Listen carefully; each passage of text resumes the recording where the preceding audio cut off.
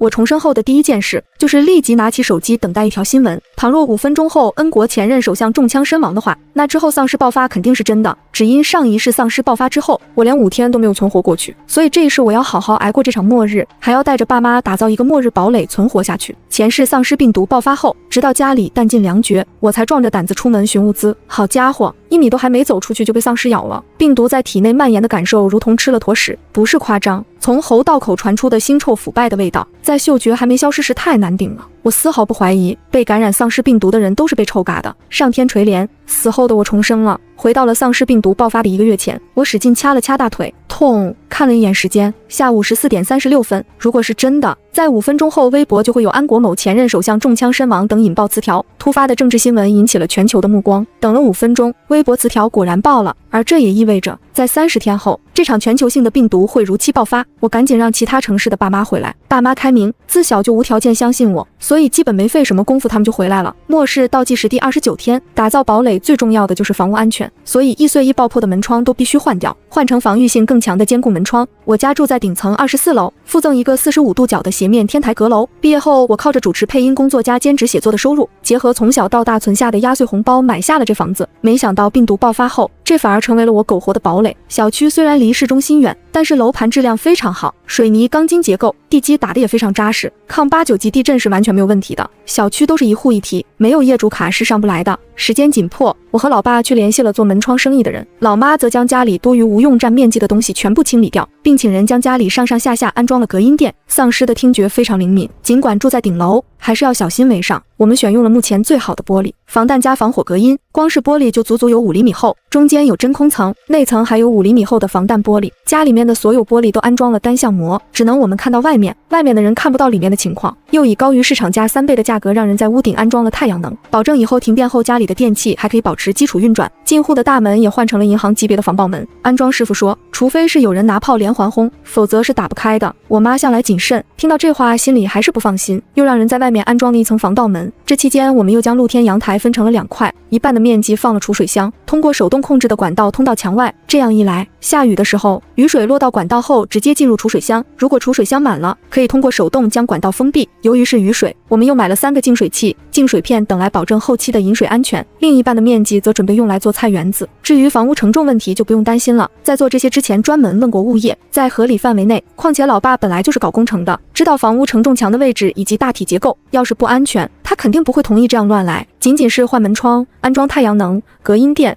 储水箱、菜园子搭建这几项工作就耗费了20天的时间，这些时间还是我们加钱才让人紧赶慢赶弄出来的。倒计时10天，处理完大事之后，接下来就是囤积物资了。我和爸妈兵分3路，老爸去城里各个不同区域采购饮用水以及空气净化器。桶装饮用水虽然看起来很平常，但如果在同一片区域采购过多，肯定会引起好奇和怀疑。世道没乱这不算什么，可一旦乱了，物资、水源、药物缺乏的时候，就是怀璧有罪了。所以在出发前，我专门跟爸妈说，爸妈，你们买了东西后，让他们统一送到老妈医院旁边的仓库去。有人问起来就说做慈善搞活动什么的。放心，我和你爸在社会上摸爬滚打这么久，措辞你就别担心了。老妈是护士，所以采购药品、防护服、口罩等就交给她了。幸好老妈是护士，有相关的渠道，不然即便换区域也买不了什么。毕竟现在联网，由于前2年新冠疫情的缘故，采购药物、口罩就严格了起来。至于我则去扫荡各大超市，家里只有1辆 SUV， 老爸老妈开着用了。出了家门，我做的第一件事情就是重生后做的第一件事情就是立即去租 C1 驾照能开的货车。租好车后，我第一时间去到了离租车点最近的大型仓储超市山姆，开启买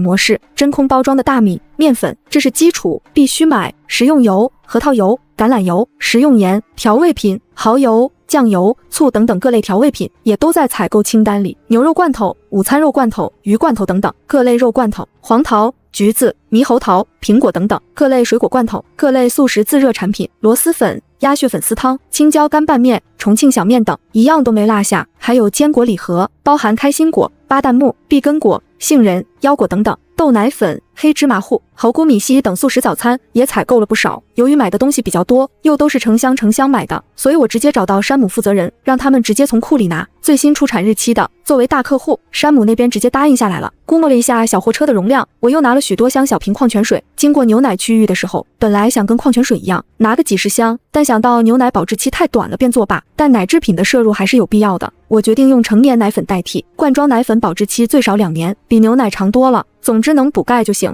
钱是死的，谁也不知道丧尸病毒会延续多久，所以我买东西都得尽量挑保质期长的。一顿大采购下来，3万就没了。和山姆后勤员工一起将全部物资放到货车上后，我的手臂已经累软了。山姆后勤员工说：“江女士，货品都堆积完毕了。”许是好奇，他开口问道：“那个，请问你为什么买这么多东西？”我们公司做慈善活动，这些都是捐给山区小朋友的。我用早就准备好的措辞堵住了问题，果然对方听了回答后没有再怀疑。回家路上经过药房的时候，想了想，我还是找了个地方停车，在大药房买了能补充各种微量元素的维生素保养品。毕竟水果这些没有办法种植，且保质期比较短，后期只能靠这些来补充身体所需的微量元素。即便老妈那边准备了也不嫌多。药房小姐姐显然很好奇我为何买这么多，我用同样的回答搪塞了回去。等回到家，天已经黑了，老爸老妈在车库下等着搬运东西，幸好是一户一提，来回了几十趟才将货车里面的东西搬完。回到家之后，我们将东西放进早就准备好的空房间内，背靠阴面的房间用来放桶装水、大米等，像罐头这些保质期超长的则直接放在阁楼。每个放置物资的房间都放了许多固定好的货架，老妈将物资根据种类、保质期、生产日期依次放在货架上。强迫症表示极度舒适，屋内的空气净化器老爸下午就让人装好了，家里面的电器也在太阳能安装好之后就切换了线路。时间不等人，必须在乱世还没有到来之前先看看这些功能有没有问题。幸好都没有问题。等将东西收纳好后，我们一家子坐在客厅整理目前家里的物资。桶装水100桶，阁楼和楼下的卧室各放50桶，分散重量。肉罐头30箱，每箱24盒，每个口味各1箱。水果罐头40箱，每箱24盒，每个口味各1箱。大米30袋，每袋10斤。面粉20袋，每袋10斤。别问为啥面粉比大米少这么多，问就是我们家吃米比较多，加上大米和面粉就算是真空包装，保质期最多也就2年。我们就3口人，往大了说，1袋米至少要吃1个半月，况且偶尔也会换个口味，所以这个数量完全够了。食用油、橄榄油、核桃油等5箱，每箱10瓶。各类调味品、蚝油、酱油、醋等等，一共5箱。食用盐10箱，每箱24袋。盐对身体很重要，作用也非常多。坚果大礼盒50箱，各类速食自热产品共30箱，每箱10盒。各类速食早餐共5箱，每箱20盒。罐装奶粉5箱，每箱6罐。压缩饼干5箱，每箱20袋。箱装矿泉水30箱，每箱24瓶。食品物资基本就是这些了。其实光是这些，省着点吃也够我们吃1-2年了。至于药物这些我不懂，都是老妈安排的。反正按照她所说的，我们一家3口绰绰有余，各类常见急诊疾病的药她都备上了。接下来我又和爸妈商讨还欠缺的东西，时间不多了，必须要在有限的时间内弄好一切。丧尸危机逼近，我开着货车直奔城西仓储超市扫货。这不是第一次来，却比任何时候都急迫。老妈则专门去买厚重遮光帘，为后续躲藏做好准备。然后和老爸将家里里外外大扫除了一遍，衣服、床单、被套，包括各种小角落都仔细收拾了一遍。毕竟之后水资源缺乏，想要再这么清理就只能想想了。我今天主要买的都是日用品，比如卫生纸、湿巾、生理用品、卫生巾等，毛巾、牙刷、牙膏、沐浴露、洗发水、肥皂、香皂、袜子、拖鞋等。这其中买的卫生纸是最多的，平日最容易忽略的东西，可却是生活中最不可或缺的。想到日后堆积的垃圾，我又买了2个垃圾处理器，计划以后家里产生的湿垃圾可以作为菜园子的肥料，干垃圾用垃圾处理器，担心马桶下水道可能会出现问题，我又买了几十袋的猫砂，真到那一步只能用猫砂处理排泄物了。见货车还有些位置，我又买了些罐头速食、自热产品、矿泉水，还买了许多各种小零食，比如猪肉脯、薯片、辣条、巧克力等等。主要买的还是那些真空包装的各类肉，牛肉、猪肉、腊肉等。回去的路上，我又经过了菜市场，买了一些新鲜的肉，猪牛鸡鸭各50斤。回家后，密封类食品被老妈归置到卧室内，鲜肉只能放在冰箱，买的太多塞不进去。老妈跟我们一合计，决定明天去买一个静音大冰柜，回来专门放新鲜肉。一大早我就被爸妈给拖了起来去买东西了，可能是这段时间的报复性消费，一向勤俭节约的老爸老妈购物起来比我还要疯狂许多。这世道马上就变天了，留着钱也是废纸。跟你老爸这么些年了，也就这段时间活得最潇洒，该买就买，只要我们一家子在一起平平安安就够了。在这样的言论下，我妈不到半个小时就买了一个超大静音冰柜，买了一个双开门大冰箱，把家里那个单开门的给换掉，还买了超大投影仪，不占位置，电视的屏幕还大，以后在家无聊可以看剧打发时间。紧接着我们又去菜市场买了许多菜，土豆、莲花白、胡萝卜等容易长时间放的菜，都是一麻袋一麻袋的买。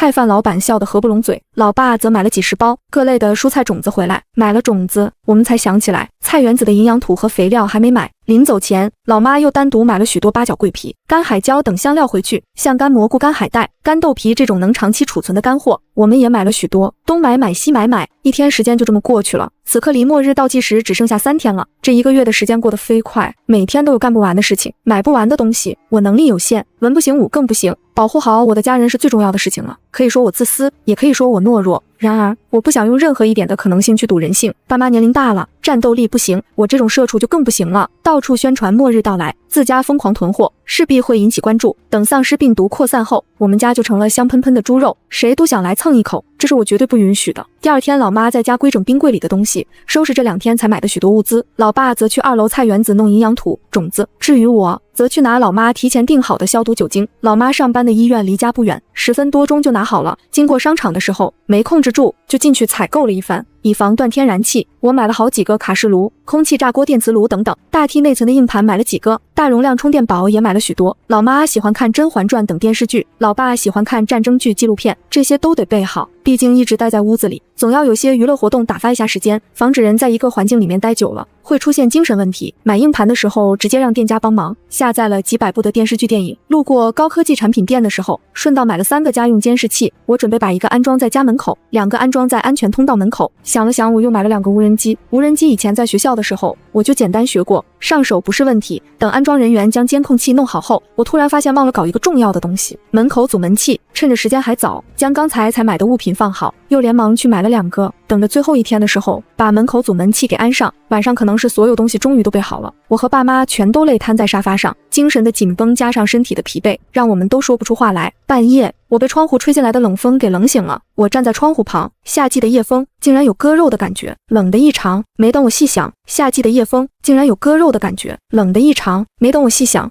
爸妈也被这股子冷气给弄醒了。原本以为东西全部备齐了，可我们却忽略了低温。因为是南方城市，所以即便是冬天再冷也冷不到哪去，2件薄衣服1套就解决了。可半夜这股冷风却告诉我们，事情肯定没有这么简单。我和爸妈合计了一下，确定多买些羽绒服、电热毯和大棉被、暖宝宝等保暖物品回来，以防万一。想到只剩下2天的时间，被冷醒后大家也睡不着了，赶紧点开京东下单电热毯、暖宝宝这些保暖小物件。暖宝宝直接买了2箱回来。天一亮，简单吃了早餐后，我和爸妈便出门了，直奔本市最大的商场。6月份有卖羽绒服的就只有这个商场了，对于款式什么的我们都不在意了，只要能保暖就行。所以我和爸妈一人买了5件最厚的羽绒服。导购小姐姐看我们的小眼神，仿佛看神经病一样，不过也能理解，毕竟正常人还真不会在6月份买这么厚的羽绒服。买完之后，老爸便拿着这些羽绒服回家了。我们一家子都不习惯，买了就穿，穿之前必须要清洗一遍，加上今天要买的用的物品很多，就让老爸先回家去洗衣服。等烘干后，我和老妈也就差不多回家了。接下来我和老妈又开始大采购，厚的大棉被6床，绒毛厚毯子6床，保暖内衣裤1人10套，内衣内裤1人20套，棉拖鞋6双，家居厚棉衣棉裤6条。大半天逛下来，又查漏补缺了许多小物件，才和老妈心满意足的往家里去。在小区楼下买了几笼包子，再不吃只怕以后就没机会了。老爸下来接我们，跟老妈一起把刚买的东西往家里运。离丧尸病毒爆发只剩1天了，最后1天我们不会再出门了。我和老爸就把电梯和消防通道门用阻门器给装上了，消防通道的门还专门用了2把大锁锁了一遍。家门一关上，一种满足感油然而生。家里有这么多物资，在家宅3年也完全够了。老妈还在卫生间洗先前买回来的毯子，洗完坐到沙发上的时候，我才注意到投影仪墙面的墙角有5个灭火器。老爸，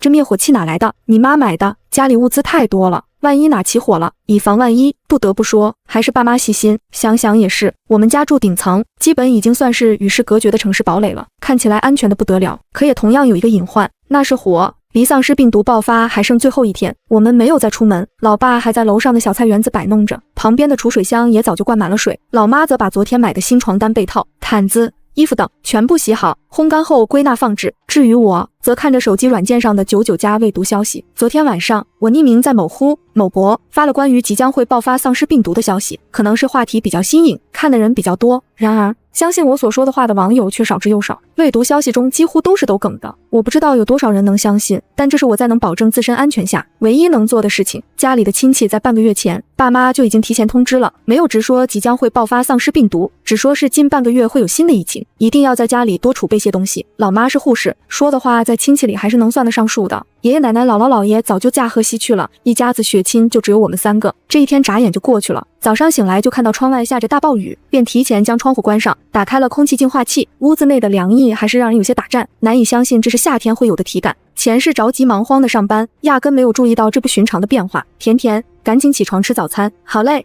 老妈来到客厅，老妈在厨房热粥，老爸在看投影仪放的新闻频道，新闻播报的都很正常，连一点丧尸病毒已经扩散的迹象都没有。虽然前世只活了5天，通过还未断网的新闻联播，我知道了。国内的丧尸病毒爆发是从1周前就已经开始了。至于丧尸病毒的起因，是因为安国研究不死卵细胞病毒，2个月前病毒不慎外扩，病毒实验室所在的犹他州不到1个月就完全崩溃，不受控制了。为了防止消息扩散，安国将犹他州所有通讯一刀切，包括卫星信号，并建立高墙围困。不过安国行动太慢，在高墙还没建立好之前，就有许多病毒潜伏者早就离开了。尽管政府全力控制出入，但许多民众以各种为借口，还是离开了犹他州。之后这个人权至上的 M 国便彻底不受控制，逐步沦陷。许多潜伏期的病毒携带者去往全球各个城市。早餐吃到一半，站在窗户旁的老妈尖叫了一声，我和老爸放下碗筷就冲了过去。小区楼下已经乱作了一团，由于住的楼层高，看得并不是特别清楚，不过光从那混乱又血腥的场面来看，丧尸病毒全面爆发了。我的天老爷，那人脑浆子都被撞出来了，怎么走路速度还跟正常人一样？只看了一眼，就将望远镜塞到了老爸的怀里。望远镜是我公司年会抽到的奖品，没想到竟然在这个时候派上用场。爸妈看着外面的血腥场面，连连感慨道：幸好当初信了我的话，若不然外面乱成这样，出去就是死。直到晚上，我们3人才从慌乱的震惊恐惧里出来。没错，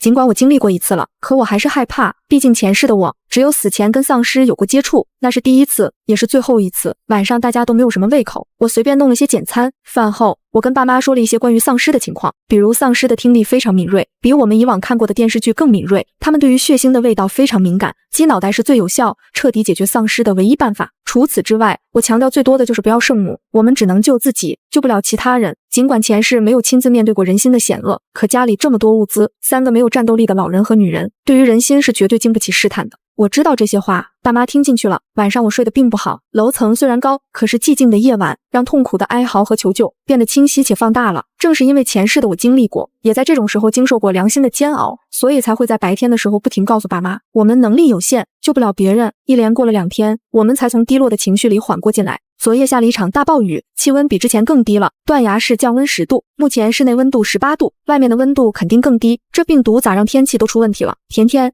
你知道这是啥原因吗？我也不清楚，前世没活到知道的时候。老爸打开了电视，目前除了央视新闻频道，其他地方台全部成雪花了，就连央视新闻频道稳定的时间也越来越短。为了让气氛没有这么紧绷，我把之前准备好的硬盘拿了出来，给老妈放了她从来没看完过的《甄嬛传》。刚调好，我手机微信的视频聊天就弹了出来，是物业的。我和爸妈对视了一眼，可能是物业调查情况。今天早上的时候，业主群里面就在统计目前小区存活人数，那接吧，说不定是要组织救援了。不行，不能接。我和老爸异口同声道。老妈看着我一脸懵圈，我连忙解释道，妈，我们现在压根不需要救援，就算组织救援，这才2天时间，救援肯定没有这么快。况且如果要统计人数，只怕早就统计了，何必等到2天后才统计？那物业微信视频铃声停了下来，家里也陷入了寂静。一瞬间，我才突然想起了一个问题，看老爸的眼神，想必他也想起来了。你们父女俩干嘛呢？急死人了！啥？直接说出来啊！妈，我们可能被盯上了。什么？之前时间太紧迫了，我们囤物资只尽量避开了业主。电梯里面的监控是物业管理的，况且那天我和老爸运水的时候，跟物业经理碰上了，只要他想一查监控，就能发现我们家许多物资。我话音刚落，像是印证我说的话一般，物业发了一条微信过来，江女士，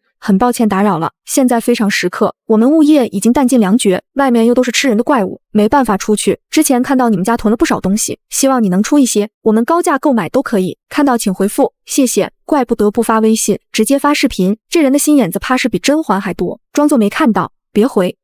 我也是这样想的，我不怕物业的人找上来，物业管理室到这里要穿过7、8、9栋，他们不敢冒这个风险的。想到已经被人发现家里囤积了这么多物资，我们的心还是提了起来。主要原因是我们没有准备武器，之前囤积了那么多东西，偏偏就是忘记囤能傍身的武器。百密一疏，我和爸妈翻遍了整个房间，发现除了修理箱里面的小榔头，就只有厨房里面的菜刀能作为防御的武器。现在懊恼也没有办法了，只能寄希望于这打造的跟鸟一样的家了。根据我们这2天的观察，估摸着小区几乎有一半的人已经感染了丧尸病毒。总之比起外面来已经好太多了。主要得幸于小区里面的住户还不算多，毕竟这个楼盘是去年才开售的，整个小区的人加起来可能也就200-300户。随着时间的推移，受到感染的人只会越来越多。想到这，我走到窗户旁，外面依旧下着特大暴雨，雨中密的连栋楼都有些看不清了。至于在小区底下游荡的丧尸，用望远镜都是模糊的。即便如此，当打开窗户的时候，依旧会有一股难以描述的腐臭味道弥漫在空气内。自从病毒爆发后，家里的空气净化器就没关过。今年这雨下的真是奇怪，谁说不是呢？我在这生活了一辈子，还真是没见过这么大的雨。爸妈不知道什么时候来到我身边，跟我一起看着窗外的大雨，讨论着你们有没有发现丧尸的行动好像比昨天要慢些了。注意到了，爸，可能是雨势过大，难行动了。嗨，也不知道政府多久才能开始行动。末世爆发的第3天，外面的雨依旧大得离谱。通过望远镜能看到地面已经积水，和之前预测的一样，有不少住户已经开始蠢蠢欲动。即便城市已经陷入极度寂静之中，却依旧能感受到一种压抑的躁动。不得不说，当初我们选择安装隔音垫是非常正确的选择。丧尸病毒爆发后，整个城市陷入无声的状态。在这样的情况下，点点的声音都会被放大。比如我们虽然住在高层顶楼，打开窗户的情况下，楼下的丧尸不小心碰到垃圾桶的声音，我们都能听得清楚。末世爆发的第4天，住在我们对楼的一家住户终于稳不住了，开始外出寻觅食物。对面正在行动的是个年轻男人，动作很敏捷，透过望远镜能看到他在鞋子上裹了几层棉布，看来也是担心发出的声响会吸引丧尸。只见他出了单元楼后，从包里拿出了一个黑色物体，然后用专业扔飞饼的姿势将它扔到了对角位置，也就是我们这一栋楼下。很好，这把死道友不死贫道发挥淋漓尽致，下一秒就听到我们这一栋的单元楼下响起了惊天动地的孤勇者。趁着音乐响起，那男的快速跑到了正前方100米的车旁，所有的丧尸都被歌声吸引到了我们这一栋的单元门下，而始作俑者已经驾车逃离了。卧槽，这人怎么这样啊？见过贱的，没见过这么贱的。难得爆粗口的时候，爸妈没有说我，看模样他们还挺赞同我说的话。歌声将四处游荡的丧尸全部吸引过来，即便不用望远镜，我也知道周围楼里的人都在关注着我们这一片。狗日的，为了活命，竟然把丧尸全引到我们这一栋来，现在怎么办？楼下的单元门看起来厚实，到底是玻璃门，要是那些丧尸没完没了的撞击，根本就坚持不了太久。别担心，老妈，我们电梯是1梯1户，即便闯进来了也上不来，消防通道呢，咱们有阻门器，也顶不了这么多丧尸啊！先别自己吓自己，我们家楼层高，即便上来也需要时间的。此刻我的心也乱得发麻，前世的时候好像也有过这一幕，但此刻的我却忘记后面发生了什么，脑子一片空白，手里的手机震动了一下，还是物业。江女士，你在家吗？你们单元下面全是丧尸，需要帮助吗？我和爸妈对视了一眼，甜甜，面对老江湖面前，我自然不会班门弄斧。我将手机递给了老爸，看他操作。请问你准备怎么帮？那头的回复非常快，有救援队在我们物业室，他们手上有枪，只是我们现在物资缺乏，大家状态都不怎么好。如果可以的话，希望你们可以支援一下。你放心，最多休息1天，我们这边就会想办法帮你们清理楼下的丧尸群。老爸继续回复，距离这么远，我们怎么给你们物资？我看到你们家之前运货的时候有粗绳，把食物和水放到袋子里，再用绳子直接甩到斜对角就行，我们会安排人去拿。对方的回复太快了，这也就证明了一件事，他早就想过这个问题了。老爸将手机放到一旁，问我老妈有什么想法。我觉得不能相信他们，救援队离我们这至少10公里，病毒爆发那天并没有救援车的声音，况且这么多丧尸，枪声一响，根本来不及打，直接嗝屁，怎么可能把楼下的丧尸全部引走？这个风险太大了，不值得为了一点物资去冒险。老公，我觉得甜甜说的对，他们怕是在诓我们，一家人想法都统一了，就也不再去理会物业发来的消息了。不过才第3天，就已经有人开始玩心思了，难以想象随着时间的推移，人心还能变成什么样。末世爆发的第5天，我被一阵震动吵醒，熟悉的感觉让我瞬间反应过来，单元楼下面的玻璃门被丧尸攻破了，前世我也是这样被吵醒的，然后中午准备出门找食物，就被咬死了。一整个上午，我的状态不在线，爸妈显然是想到了原因，陪在我身侧，说了许久，我的状态恢复了过来。不管如何，这一辈子的我已经比上辈子的境况好上太多了。爸妈在我身边又囤了这么多物品，没什么好担心的，外面也有阻门器，说什么都能阻挡一阵子。至于小区里的其他人，随着食物的短缺，越来越多的人外出寻找物资，但不是人人都有。第1天，年轻男人的机敏果断，大多数人还是被丧尸给扑倒吃掉了，血腥而残忍，可大多数物资缺乏的人只能出门尝试。今天下午，网络信号彻底中断，紧接着1个小时后停电停水，幸好家里提前都做好了准备，皆改用了太阳能。外面又下起了大雨，今天的室内最高温度已经降到了8°C，我们将冬天的厚棉衣拿出来穿上了。我和老爸轮流守在窗户旁，看着小区内的动静。一部分丧尸被时不时想要外出觅食的人吸引，再次在小区内飘荡。当然还有一些人，他们在楼内通过安全通道一家一家去搜索。比如我现在看到的对楼的2男1女，2个男人身形强壮，手上拿着菜刀、木棍，他们一层一层去搜。先有女的敲门，2个男的戒备周边，只要一开门，他们直接冲进去将门关上。一开始我还以为他们只是担心有丧尸出现，直到我亲眼看到他们出来后，刀上和脸上都是鲜血，我才意识到他们在做什么，抢占资源，不同意的直接杀掉。不过短短几天，人性之恶就已经被释放到了这种地步。而这一切的发生，不只是对楼周边，所有单元楼内都发生了这样的事情。这也意味着我们这栋肯定也有扫楼的人，之所以到现在都没有动静，很大一部分原因应该是聚集在1楼的小丧尸群。这么看来，我们倒是因祸得福了。我连忙将这件事情告诉了爸妈，原本他们还不愿意相信，不相信有人竟然能做出这样丧尽天良的行为。再用望远镜亲眼看到，有人为了一口吃的杀了一对年迈老人时，见有人为了活命将小孩挡了出去时，不信也信了。当然有罪孽就有温情，只是到底占了少数。一幕幕糟心的烂事以及单元楼下密集的丧尸弄出了响动，并没有影响到我们吃饭的热情。人是铁，饭是钢，越是这种时候越要照顾好自己的家人。至于不担心楼下的小丧尸群，是因为当初买房子的时候，老爸就格外关注房体结构，除非是特大丧尸群，上万只起，一起没日没夜的冲撞楼体，否则这栋楼是不会塌的。天气一凉就想吃热乎的，我们一家子齐下厨，老爸和面做第2天早上吃的小笼包，老妈做晚上的主食新疆汤饭，我则清洗牛肉、土豆、西葫芦、藕片、生菜等。今晚的主菜是烤肉，烤肉的调料蘸料都是按照店里调的。总而言之，今朝有酒今朝醉，外面狂风骤雨，寒冷恐惧未知包裹这片陷入寂静的城市，而我们则将遮光窗帘一拉，备用的暖黄小灯和电暖炉一开，脱下外套就准备开始干饭。当最甜的生菜裹着麻辣焦香的五花肉，带着热气被送进口中的一瞬，所有的负面情绪都被治愈了。在这种时候还能吃到这么一口，真的是前世想都不敢想的事情。末世爆发第8天，今天早上一起来，我和爸妈发现楼下丧尸没了动静，来到窗户旁，用望远镜已经看不到小区里游荡的丧尸了，就好像那些丧尸在一夜之间就消失不见了。不对劲，老妈将窗户推开了一条缝隙，又闷又湿热的气息瞬间涌了进来。见状，连忙又将窗户给关上了。怪不得今天起来后感觉有些燥热。我连忙朝周围的单元楼扫了扫，发现今天都很安静，就连对楼那几个穷凶极恶的人渣也没有动作。上一世就活了5天，所以对于接下来会发生什么，我并不比其他人知道的更多。我和爸妈都觉得不太对劲，很显然小区内还存活着的人类，大家想法都一样，几乎都趴在窗户旁边查看情况，直到中午12点，白天也寂静的小区终于被打破了平静。不知道是哪一栋的人朝窗户外扔了一个易拉罐，易拉罐碰地的声音在如此寂静的环境中显得格外刺耳，不用看也知道，所有人都被吸引了注意，大家都屏息着呼吸，等待着。可过了10分钟，依旧没有丧尸出现，奇怪，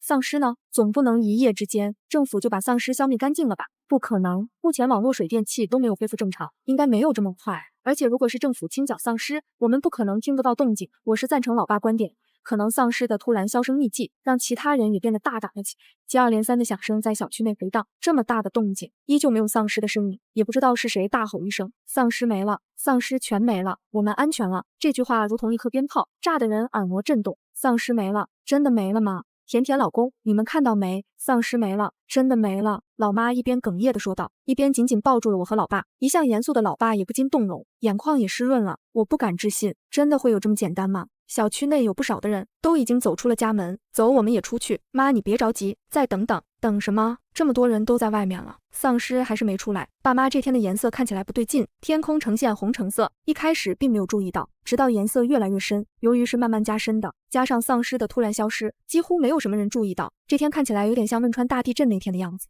不会要地震了吧？老妈的猜想让我和老爸都打了个寒战。我们在顶楼，楼层这么高，若是发生超过10级的地震，只怕就是我们的坟墓了。别自己吓自己，我们这属于冲积平原，是由岷江里面的泥沙沉积形成的，所以地震横波到达 C 地平原以后都会被缓冲。最重要的是 C 是不在龙门山地震带上，所以不会成为震源。老妈将窗户打开，气温依旧又湿又闷，让人有些窒息。唯一好点的是，丧尸的腐臭味变弱了许多。窗户一开，我们也能隐约听到楼下幸存者们的讨论，看来他们也发现了天色的变化。我用望远镜看着楼下的人们，发现很多人都在往小区门口走去，已经有一小部分人抱着水和食物从小区门口走回来了。小区门口有一家小超市，看来很多人都被饿怕了。丧尸一消失，做的第一件事就是寻找物资。通过望远镜，我看到对楼杀了2户人家的那户人也下了楼，看情况应该也是准备去小超市找物资。我看得起劲，被身后老妈的一声惊呼给吓一跳。我想起来了，58年特大洪水，天空就是这个颜色。洪水哪来的洪水？昨天的时候，小区地上堆积几日的暴雨都没了，现在地面都是干的。咱们小区右边南河你们忘了？我和老爸瞬间反应过来，我们小区的位置在南河的中下游，闸口离我们不远，而丧尸一夜之间消失，恐怕就是感受到了什么。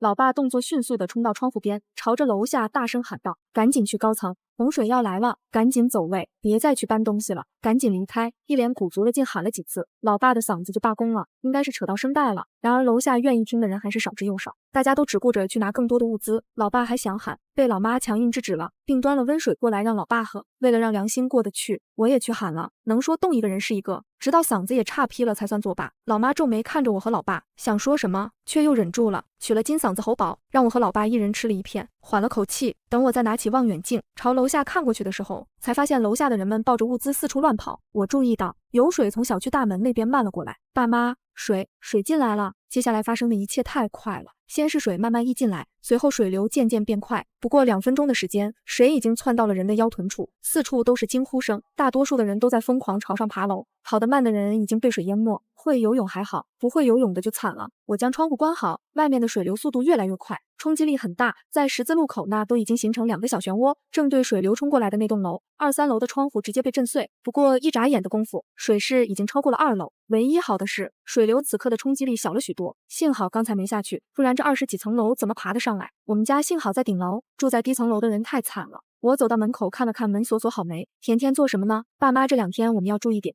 洪水一来，住在下面的人肯定会往高处来，阻门器也不是万能的。爸妈瞬间明白了我的意思，点了点头。为了安全，我们决定这2天不开火做饭了，就简单吃点自热火锅、青椒干拌面等。末世爆发第12天，洪水已经涨到了11楼，我估摸着15楼以下的住户应该都已经朝上面移动了。家里面装了隔音垫，只有把门打开才能知道楼下的动静。很多楼下的人都住在消防通道内，目前还没有人来顶层的消防楼道内。听他们的交谈，好像是18层的住户接纳了许多人进去，只有一个要求，交出所有物资共享。末世爆发第14天，洪水已经有1天没有涨。为了防止被闻到气味，这几日都吃的素食。到了下午15点，就像游戏背景切换般，温度突然陡升。看了眼室内温度计，26度，这就意味着不到3个小时，温度上升了10多度。老妈是护士，老爸做工程的，而我只是个平平无奇的配音员，对于气候这一块完全不懂。我们只知道赖以生存的楼也出问题了。透过窗户观察到，外面的水已经开始慢慢下降，目前水位降到了9楼，可温度还在不断的上升，几乎是每1个小时上升1个度。明明已经是夕阳，却比正午时温度高了9度。我们早就将身上的厚棉衣给脱下了，并且打开了空气净化器，窗户压根不敢打开。现在大家都聚集在高层，开了窗说不准就被谁看到了。至于空调更不用说，即便家中有电能开也不敢开，外挂机的声响必定会引起怀疑。我和老爸专门去储水箱接了2大盆水下来，冻在空了一半的冰柜内。老妈则是将2个房间的后被套给换了，不然晚上根本睡不了人。许是丧尸这几日的销声匿迹，让大多数人都变得大胆了起来。打开窗户的时候，时不时就能听到交谈的声音，说什么但能听到声音。末世爆发第16天，水位下降至5楼，白天室内温度48度，晚上室内温度40度，温度升高导致家里用电变多。幸好前段时间太阳能里面的储备电都没有本用，所以即便每天都要冻几大盆冰给室内降温，电也是够用的。中午我和爸妈正在吃饭，客厅窗户微微打开，听到了从外面传来此起彼伏的呼救声，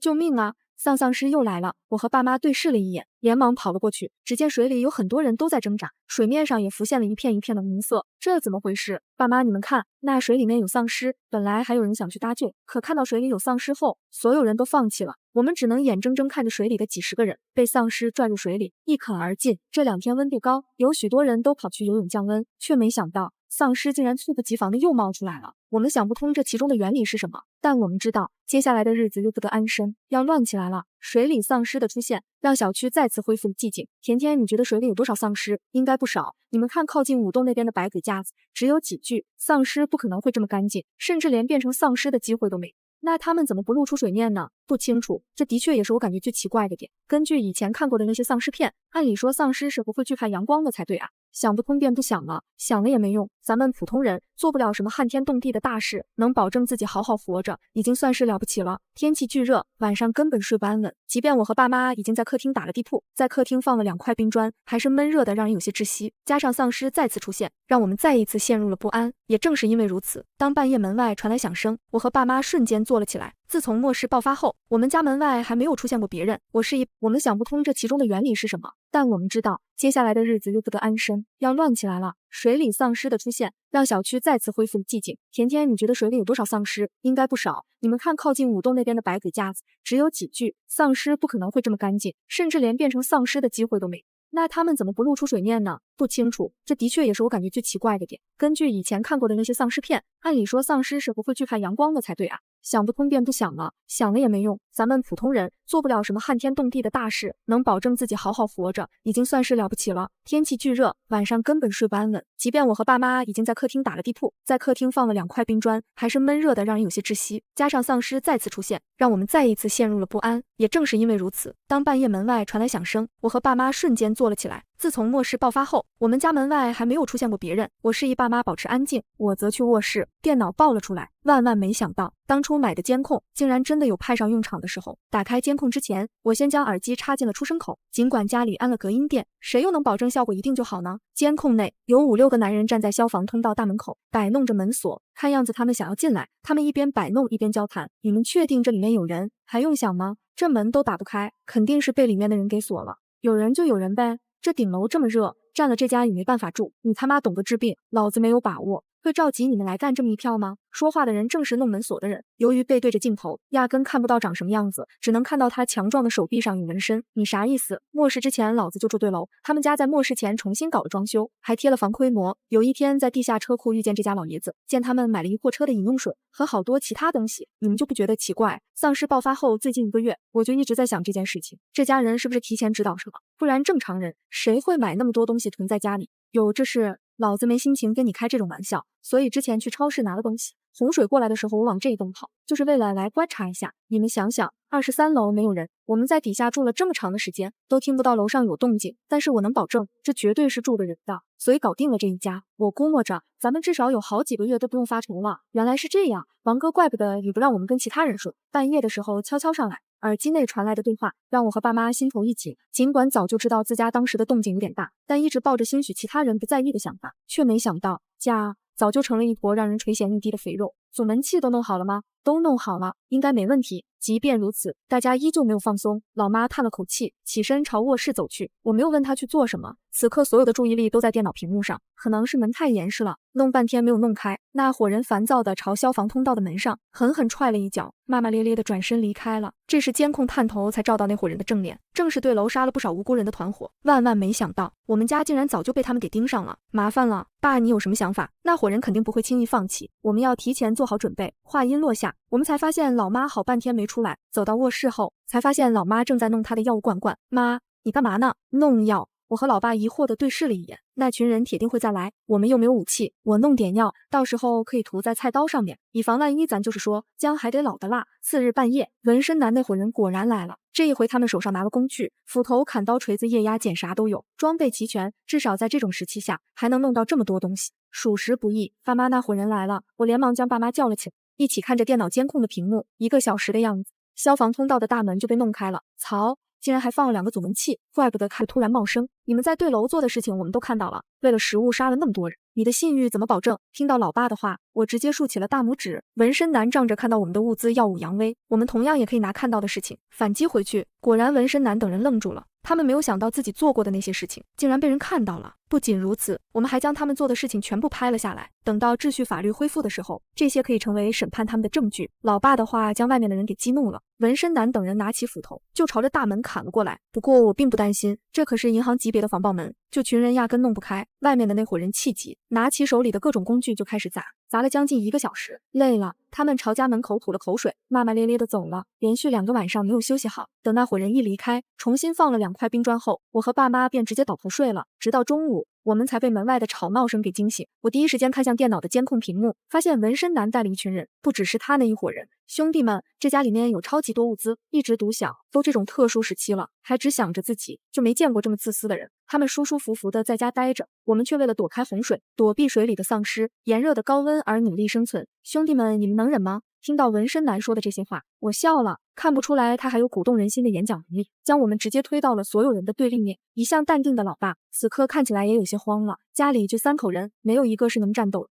即便是防爆门，天天这么看，只怕迟早有砍穿的一天。家里的所有窗户已经全部关死了，就怕有人会冒险从外墙翻进来。接下来的几天，越来越多人来我家门前。透过监控视频，我能看到外面的人脸上都充满着憎恨，没错，是恨意。在这一刻，我突然能体会到被仇富的感受，以及一种无法言说的无奈。在极度压抑的环境中，大家只愿意去认定自己以为的。不过换个角度来说，我就是自私的。我对于自己有多大的能力，有深刻的认知。我没办法拯救世人，我唯一能做的就是照顾好我爱的父母。而我也能理解外面那群人的恨。水里的丧尸还在，这栋楼的资源也有限，许多从小超市拿走食物的人，估摸着时间应该也要弹尽粮绝了，所以他们着急了，愤怒了。而我们家也成为了他们活下去能掠夺的唯一一个资源点。楼下的水位已经降到了2楼，更听不到高层的动静。接下来的3天，我和爸妈一直安静地待在家里，没有理会外面无时无刻不在的怒骂和打杂声。即便被他们弄了这么久，门依旧坚挺。这期间，我们没有再吃速食产品，想吃什么吃什么，也不担心被发现了。我趁着这个机会一直在练习无人机，老爸则将可移动的柜子等重物挪到了房门口，老妈在卧室里面继续弄着武器添加物。唯一让人好受一点的是，之前濒临50度的高温终于降到了39度，不然再这样热下去，我们的储备电也要不够用了。外面那群人因为食物水日益短缺，越来越癫狂，砸击房门的频率也越来越多，仿佛根本不担心会将丧尸招来一般。我知道不能再等下去，在实施我的想法前，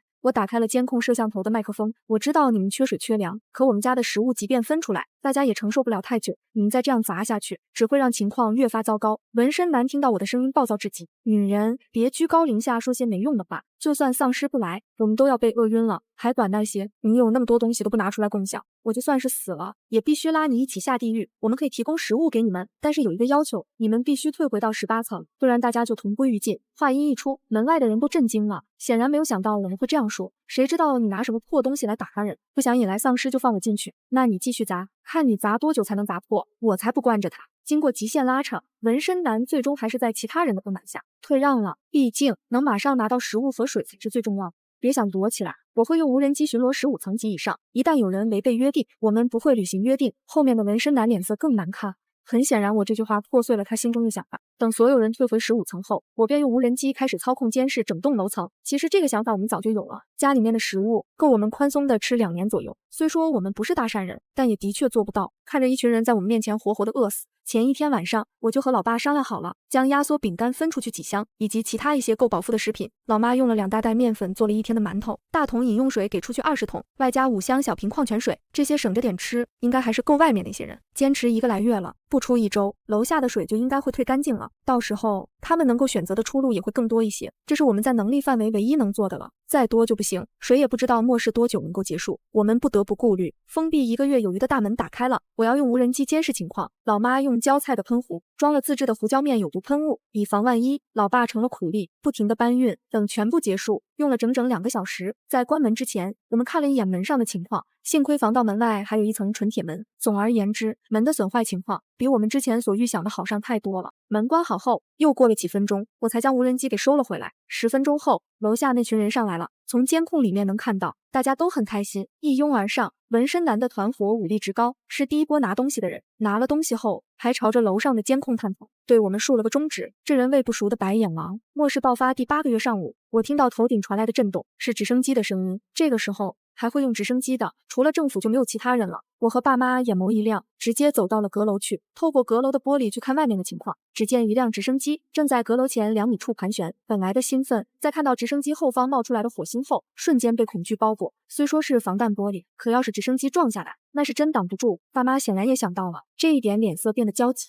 我们在菜园子种的玉米已经长得老高了，为了能让直升机里面的驾驶员看到我们，老爸直接将玉米杆子折断，我们3人一起朝着天空上的直升机挥手。皇天不负有心人，直升机驾驶员看到我们了，他很惊讶，显然没想到这竟然还有活人。我朝着楼下指了指，直升机驾驶员很快明白，下降了高度，凑到了顶楼旁。直升机的震动太大，楼下的人以及楼底的丧尸都兴奋了起来。你们家？对，可能是事态紧迫，驾驶员朝后面的人做了个凳子。下一秒，舱门打开，一个穿着战斗服的人先是朝着我们敬了个礼，然后将一个闭眼穿防护服的老爷子绑在了身上，在另外2个人的协助下，朝我们窗户扔过来一条粗绳。虽然不知道原因是什么，但是这身还未褪色的服装，我和爸妈什么都没想，都想要上手帮忙。由于声音过大，底下的丧尸开始兴奋，全部朝我们这栋楼而来。楼下来的人显然也发现了，开始慌乱，喂，你们干什么？把丧尸全部给吸引过来了，赶紧的开走！丧尸都过来了，也不知道下面说了些什么。没一会，就看到楼下那群人朝着直升机扔东西，看样子是想把直升机给砸走。由于直升机离窗户有一定距离，小哥动作并不快，楼层高且晃动，绳子又细，小哥身上还有一个人，稍一不注意可能就会有生命危险。我看着心急，只能将手上的绳子紧紧攥住。老爸将绳头绑定在了家里铁架的铁杆子上